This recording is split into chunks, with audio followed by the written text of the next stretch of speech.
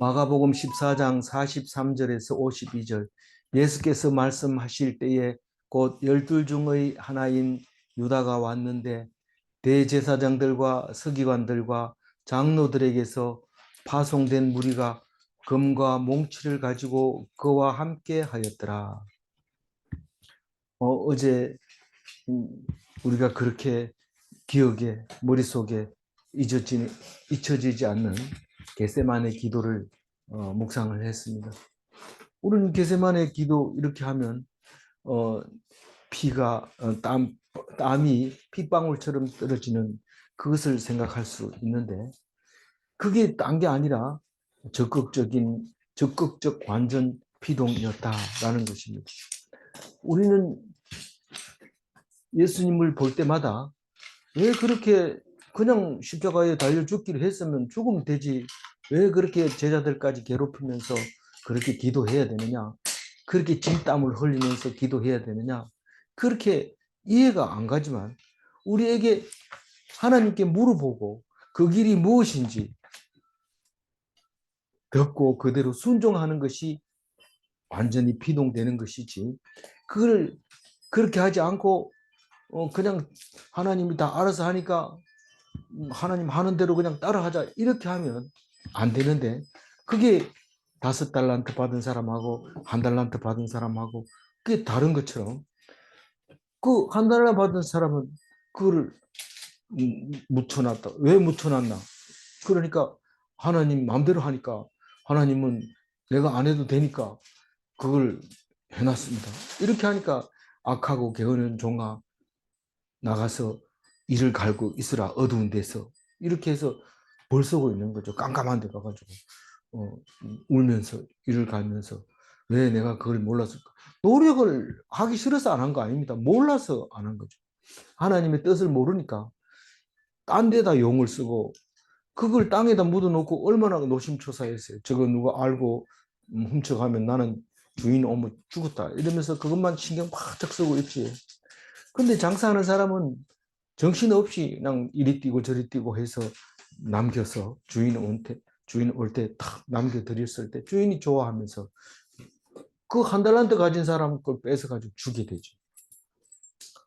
그게 뭡니까? 뭐 잘못했다는 게 아니고 몰라서 그 적극적으로 하지 않아서. 적극적으로 하는 게 뭡니까? 하나님 말씀 듣고 하나님한테 기도하는 게 적극적인 게 딴 거 없습니다. 우리가 할 수 있는 거 그거밖에 없어요. 나머지는 그냥 하라는 대로 하는 거죠. 그래서 오늘 그런 얘기를 여기 이 마가복음에서는 그래 자세하게 안 합니다. 그런데 사복음서를 다 이렇게 보면서 이렇게 그 읽어가면 그러면 우리가 알 수 있습니다. 뭘 알 수 있어요? 전체적인 걸 알 수 있어요. 그 무장한 큰 무리를 데리고 온 가룟 유다. 그리고 오늘 붙잡히는 예수, 그리고 칼을 사용한 베드로, 그리고 달아나는 제자들, 그리고 급히 도망가는 마가, 이 얘기를 오늘 묵상하는데 사실은 다른 성경하고 이렇게 비교하면 상당히 긴 시간을 짧게 오늘 하게 됩니다. 대제사장들과 서기관들과 장로들이 뭡니까? 그게 사내들인 공회원들이었어요. 히브리 말로 사내들인 이렇고 우리말로는 공회원 이런 거죠. 근데 우리나라 사람 사내들인 공회원 이렇게 말할 수도 있는데 그게 중국 사람 닮아서 그래요. 중국 사람은 똑같은 글자를 연거푸 쓰는 것을 참 좋아해요. 근데 우리나라 말도 한 개 쓰는 것보다 2개 쓰는 것을 좋아하는데 문법적으로는 안 맞으니까 자꾸 바꿔가고 있어요. 무리 덜 이러면 안 됩니다. 무리는 사람이 이미 많기 때문에 덜 쓰면 안 돼. 무리 이렇게 해야 돼요. 근데 자꾸 말할 때 무리 덜 이렇게 얘기하죠. 이 습관이 돼서 그렇게 되는 거죠. 이 공회원들이 보낸 파송된 무리. 근데 여기는 큰 무리라고 했나요? 큰 무리. 그냥 무리죠. 네. 다른 데는 큰 무리로 나왔어요. 그래서 여기 검은 칼을 말하는 거고 몽치는 몽둥이인데 좀 이렇게 흉악스럽게 생겨가지고 생긴 거를 몽치라고 그러는데 그전에는 뭉치를 해가지고 그 쇠사슬 끝에 쇠뭉치가 달려 있어가지고 울퉁불퉁하게 달린 거 그런 거 있었는데 그 자료들은 이제 사라지고 없어요. 이 이름 자체도 사라져 버리고 몽치가 맞는데 원어를 보니까 몽치로 그냥 돼 있어요. 몽둥이인데 이제 좀 어, 세게 무거운 거 그런 것을 말하는데 그 원래 히브리인들은 그 이스라엘 그 유대인들은 그 칼을 살 수가 없어요. 왜냐하면 로마의 통치 아래 있기 때문에. 근데 이게 밤에 이렇게 그냥 군대도 아닌 무리들이 오는 바람에 이 칼을 가지고 온 것 같아요. 그래서 그와 함께 하였더라 이 말은 무리들하고 누구하고 가룟 유다하고 그렇게 함께 왔더라 그 얘기를 합니다.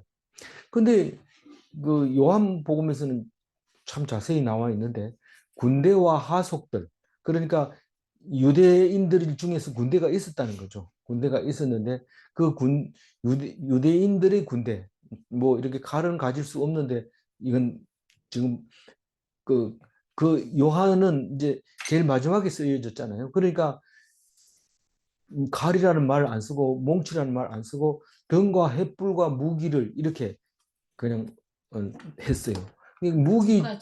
무기 두 가지를 무기에다 넣었을 수 있지만 이 이미지를 고치기 위해서 등과 횃불과 무기 이렇게 해서 표현을 해놨어요. 우리는 읽으면서 이제 배경에 대해서 생각해 볼 수 있는 그런 부분들이죠. 44절 읽어볼게요. 예수를 파는 자가 이미 그들과 군호를 짜이르되 내가 입맞추는 자가 그이니 그를 잡아 단단히 끌고 가라 하였느니 인지라. 군호가 이제 암호죠. 군대에서 쓰고 있는 암호를 군호라고 하는데 예수를 파는 자가 누구라고요? 가룟 유다고 이미 그들과 군호를 짰다는 것은 이미 돈 받기로 약속을 해놓고 이제 앞장서서 그 군대 앞에 서서 예수님을 가르쳐 주려고 입을 맞추는 자가 그다, 예수다. 그를 잡아서 단단히 끌고 가라 이렇게 얘기했을 때 단단히 끌고 가라 이 말은 굉장히 떨고 있고 무서워하고 실패하면 안 된다 이런 두려움이 가지고 있는 것 같은 느낌이 들지 않아요? 그런데 누가복음에서는 예수님이 오니까 입을 맞추니까 네가 입맞춤으로 인자를 파느냐 이렇게 묻는 이야기가 나옵니다. 예수님은 얼마에 팔렸어요? 은 30. 예. 은 30이 얼마라고 그랬어요? 60데나리온. 그러면 60데나리온이면 얼마? 품삯이. 예, 품삯이죠. 하루 60을 품삯이죠. 그, 너, 그 종의 그 한 사람 몸값이고 죽었을 때 물어주는 몸값이고 45절 읽어볼까요? 이에 와서 곧 예수께 나와 랍비여 하고 입을 맞추니 네, 와가지고 입을 맞추었어요. 실제로 3년 동안 제자로 따라다니면서 회계로서 당당하게 제자로 살았지만 마지막 입맞춤이고 배신자로서 불신자로서 그 입맞춤을 했던 거죠. 몇 시간 전까지만 해도 함께 했던 가룟 유다 살과 피를 함께 먹고 마신 자인데 우리는 그렇게 됐습니다. 안 그럴 것 같은데 그렇게 돼요. 우리 생각하고는 달라요. 그래서 마태복음에서는 친구여 네가 무엇을 하려고 왔는지 행하라 그렇게 얘기합니다. 네가 왔으면 빨리 행하라. 그러니까 안고 이제 인사하는 이야기가 나옵니다. 근데 요한복음에서는 이렇게 얘기합니다. 나와서 누구를 찾느냐 이렇게 얘기하는데 어디를 나왔나 이러면은 거기 동산이 하나 있었는데 어디예요? 겟세마네 동산에 있었는데 동산은 정확하게 이런 그 포도원을 같은 거를 얘기하는데 사람들은 다 그게 동굴이라고 생각을 하고 있어요. 기름 짜는 동굴이라고 생각을 하고 실제로 들어갔다는 얘기하고 요한복음에서 나와서 누구를 찾느냐 이렇게 하는데 예수를 찾는다 이러니까 내가 그러다 이러니까 군대들이 전부 뒤로 자빠졌어요. 그러니까 다시 정신 차리고 와가지고 예수를 붙잡아가는 이야기가 요한복음에 나옵니다. 그래서 마가복음은 그냥 체포돼 버립니다. 46절 읽어보면. 그들이 예수께 손을 대어 잡건을 그래서 이 체포됐다는 뜻은 권위가 이제 공중권세 잡은 자들에게 넘어갔다는 거예요. 뭐 언제까지? 잠깐 동안. 잠깐이면 얼마냐? 하루도 안 걸려요. 하루 만에 다 넘어가고 24시간 이내에 숨을 거두고 무덤 속에 들어갑니다. 예수님이. 그런 상황에서 손을 대어서 붙잡혔습니다. 이제는 권세가 없습니다. 권위도 없고 조롱만 당할 뿐이죠. 47절 읽어볼까요? 곁에 서 있는 자 중에 한 사람이 칼을 빼어 대제사장의 종을 쳐 그 귀를 떨어뜨립니다. 곁에 있는 자 중 한 사람이 누구예요? 베드로. 누구 곁에 있는 사람? 예수님 곁에 있는 사람. 이 베드로는 언제부터 칼을 차고 다녔어요? 여기는 안 나오지만 요한복음에는 나옵니다. 그러니까 누가복음에 나오죠. 누가복음 22장 36절 한번 읽어볼까요? 그들이 여쭤 누가복음 이르시되 22장 36절. 이르시되 36. 이제는 전대 있는 자는 가질 것이요 배낭도 음, 그리하고 검 없는 자는 겉옷을 팔아 살지어다. 언제 이런 말을 했어요? 누가복음에 보면 성찬식이 끝나고 이제 그 전례대로 감람산으로 찬미하고 갔더라 하기 바로 직전에 이 얘기를 합니다. 성찬식 끝나고 나서 너희들이 이제는 전대를 챙겨라. 배낭도 챙기고 칼이 있으면 칼 차고 칼이 없으면 겉옷을 팔아 사라. 이렇게 얘기합니다.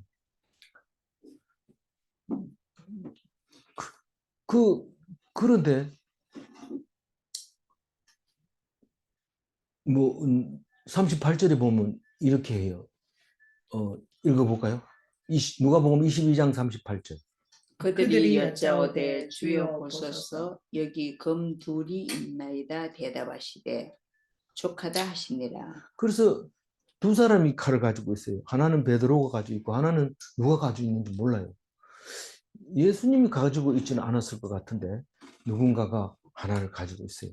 그래서 11명과 예수 가론 유다가 가졌을지는 않았어요. 왜냐하면 성찬식 때 이미 가버렸기 때문에 대상은 11명이고 예수님하고 12명 중에 칼이 2개 있었던 거죠. 근데 베드로가 이렇게 칼을 사용하는 거 보면 이 반장이라고 하나 줬던 것 같아요. 그래서 이 대제사장의 종 이름이 뭡니까? 말고잖아요. 그 말고를 뒤를 떨어뜨리니까 내 칼을 칼집에 도로 꽂아라. 검을 가진 자는 검으로 망한다. 이렇게 야단 칩니다. 야단치고 그러면서 뭐라고 하냐면 여기는 안 나와 있지만 마태복음 26장 53절에는 이렇게 했습니다. 읽어볼까요? 너는 내가 내 아버지께 구하여 지금 12군단 더 되는 천사를 보내시게 할 수 없는 줄로 아느냐. 로마 시대 때 1군단은 600명, 6,000명이었던 것 같아요. 그래서 12군단이면 7만 2천 명 정도인데, 근데 뭐 7만 2천 명을 얘기하는 게 아니라 12개 하면 완벽한 더 이상 뭐 그게 없는 그런 군대를 내가 힘이 없어서 그런 줄 아느냐. 그러니까 칼을 왜 가지라고 그랬어요? 싸우려고 그랬어요? 만약에 이 칼이 없었다면 어떤 일이 생겼을까요? 그건 뭐 이 사람들이 원래 무력이 있는 사람이니까 붙들어 가면 됩니다. 그렇게 힘이 없는 사람이 붙들어 가는 건 아무도 이상하지 않습니다. 그런데 힘이 있는데도 불구하고 붙들려 가면 그것은 말씀이 엉한 겁니다. 그래서 예수님이 그 얘기를 하고 있는 거죠. 내가 힘이 없어서 붙들린 줄 아느냐, 그 얘기를 합니다. 누가복음 22장 51절은 뭐가 나와요? 읽어보세요. 예수께서 예. 일러 이르시되 이것까지 참으라 하시고 그 귀를 만져 낫게 하시니라. 그러니까 귀를 잘랐다가 붙이는 거하고 안 자르고 놔두는 거하고는 다릅니다. 왜냐하면 용서해주고 낫게 해주고 해치려고 하는 게 아니고 치료해주고 그걸 하면서 또 제자들에게 교훈으로 칼을 사용하지 말라고 하는 걸 가르치기 위해서는 그렇습니다. 그래서 칼을 가지고 있으라는 얘기는 힘이 없는 거하고 힘이 있는데 안 쓰는 거하고는 완전히 다르다는 거예요. 그래서 우리가 가난한 자는 복이 있나니 이랬을 때 무조건 가난하면 천국 가는 게 아니라 돈이 있는데도 가난하게 살면 그게 천국 삶을 살 수 있다는 겁니다. 그럼 돈이 있는데 어떻게 가난하게 살아요? 가난한 자가 어떻게 사는지 잘 생각해보고 그와 같이 살면 되는 겁니다. 그게 천국의 삶이다. 그래서 우리는 만들어 가야 되지 있는 대로 살면 안 되는 거예요. 만드는 것은 하나님께 물어보고 어떻게 사는 겁니까? 라고 하면 가르쳐 줍니다. 하나님. 잘 모를 때는 기도 더 하면 돼요. 기도 더 해도 모르겠다 이러면 뭐 할 수 없습니다. 믿음을 안 주는 거니까. 그래서 요한복음 18장 11절 한번 읽어볼까요? 예수께서 베드로 들어 이르시되 칼을 칼집에 꽂으라. 아버지께서 주신 잔을 내가 마시지 아니하겠느냐 하시니라. 사실은 이 말이 나오기까지는 겟세마네 기도가 꼭 필요한 거죠. 그 기도로 말미암아 이런 말을 할 수 있는데 이게 결국은 예수님이 겟세마네에서 기도할 때 이사야서 53장 12절이 생각이 났을 겁니다. 그리고 이것은 내가 져야 할 십자가고 내가 마셔야 할 잔이라는 것을 알게 됩니다. 이사야 53장 12절 한번 읽어볼까요? 그러므로 내가 그에게 존귀한 자와 함께 몫을 받게 하며 강한 자와 함께 탈취한 것을 나누게 하리니 이는 그가 자기 영혼을 버려 사망에 이르게 하며 범죄자 중 하나로 헤아림을 받았음이니라. 그러나 그가 많은 사람의 죄를 담당하며 범죄자를 위하여 기도하였느니라. 뭐 이사야 53장 12절은 간단한 말이 아니고 굉장히 내용이 많이 들어 있는 거지만 53장 자체가 길지도 않고 오직 예수를 기록한 겁니다. 53장이. 이사야서는 전부 몇 장까지 있어요? 66장. 예, 66장까지 있는데 53장은 이사야가 직접 쓴 게 아니라 나중에 쓴 것을 이사야서로 기록한 거라고 생각하면 되는데 이것은 거의 예수님의 모습을 묘사하고 있습니다. 53장은. 아마 53장 12절이 53장의 마지막 절일 겁니다. 그 짧은 것 중에 예수님의 모습을 기록하고 있는데 메시아를 들어보면 그 53장 내용이 거의 다 나옵니다. 그래서 잡아도 보통으로 잡는 게 아니고 범죄자 중 하나로 헤아림을 받았다. 세 사람 오늘 처형한다. 이런 겁니다. 오늘 세 사람 처형한다. 어디에서? 겟세마네 동산에서. 그렇게 하는데 범죄자 중 하나로 헤아림을 받았다. 그래서 그걸 위해서 예수님이 참아라. 이게 아버지께서 주신 잔이다. 그렇게 얘기를 하고 있었던 거죠. 48절 읽어볼까요? 47절. 48절. 예수께서 무리에게 말씀하여 이르시되 너희가 강도를 잡는 것 같이 검과 몽치를 가지고 나를 잡으러 나왔느냐. 예. 그러니까 예수님은 강도처럼 잡힌 거예요. 실제로 처형하는 것도 강도처럼 처형을 하고. 그거는 강도같이 또 십자가에 달리는 것을 이야기하고 있는 거죠. 이 금과 몽치를 가지고 왔다는 것은 무력을 가지고 있다는 것, 공권력을 가지고 있다는 것. 이 사탄의 권세라는 거죠. 이 때가 어느 때냐면 너희의 때, 어둠의 권세의 때다. 잠시 동안 권세를 줘야 가질 수밖에 없고, 이게 이제 계시록에서도 많이 인용되죠. 우리가 항상 하나님은 모든 권세를 가지고 있지만, 그러나 잠시 동안 공중권세 잡은 자들에게 권한이 넘어가는 것을 볼 수 있는데, 왜 그렇게 안 하고 하면 안 됩니까? 그걸 해야지 알아듣는 거예요. 그래서 우리가 안 아프고 하나님께 영광 돌리면 안 됩니까? 이런데 다 아프고 영광 돌립니다. 그래서 애들이 아프면 아픈 만큼 크는 거야 이러면서 또 그런 얘기도 해주는데, 사실 안 아프고 뭐 이렇게 계속 좋아지면 좋을 것 같지만 하나도 안 좋습니다. 뭐가 좋냐면 죽다고 고생하다 사람은 성공합니다. 왜냐하면 그게 공짜가 아니거든요. 고생한 게. 그래서 그게 결과가 나타났을 때 기쁜 거죠. 근데 뭐 호의호식하고 또 영광까지 차지하려고 그러면 이상하게 되는데, 뭐 이상한 짓을 하게 돼서 엉뚱하게 남들 안 한 거에 의해서 붙잡히게 되고 이제 처벌을 받게 되고 이런 일이 생기는 거죠. 그래서 그 얘기를 분명하게 하려고 합니다. 예수님이 너희들이 강도처럼 내가 나를 붙잡으러 왔는데, 그것은 말씀을 응하려고 왔는데, 그 말이 뭐냐면 49절 읽어봅니다. 내가 날마다 너희와 함께 성전에 있으면서 가르쳤으되 너희가 나를 잡지 아니하였도다. 그러나 이는 성경을 이루려 함이니라 하시더라. 성경은 여러 가지 의미에서 얘기할 수 있지만 가장 중요한 것은 나를 강도처럼 체포하러 왔다는 그 얘기를 하고 있는데, 이 성전에 있으면서 강도를 왜 안 잡냐? 그 너희들 얼굴하고 맨날 받지 않느냐? 그런데 왜 안 잡고 이 밤에 그렇게 군사들을 동원해서 난리 법석을 떨고 잡으러 왔느냐? 그 말을 하고 있는 거죠. 이 가르칠 때는 그래도 그 어둠의 권세가 힘을 못 씁니다. 어두워지니까 어둠의 권세가 힘을 쓰는 거죠. 그래서 그 가르칠 때는 하나님의 말씀을 지배하는 말씀을 가지고 하는 거지만, 밤이 되니까 이런 일이 생기는 것은 아버지께서 내게 주신 잔이 바로 이런 거다라는 것을 말하면서 인자는 기록된 대로 성경대로 이루어 가고 있다, 그렇게 얘기를 하고 있습니다.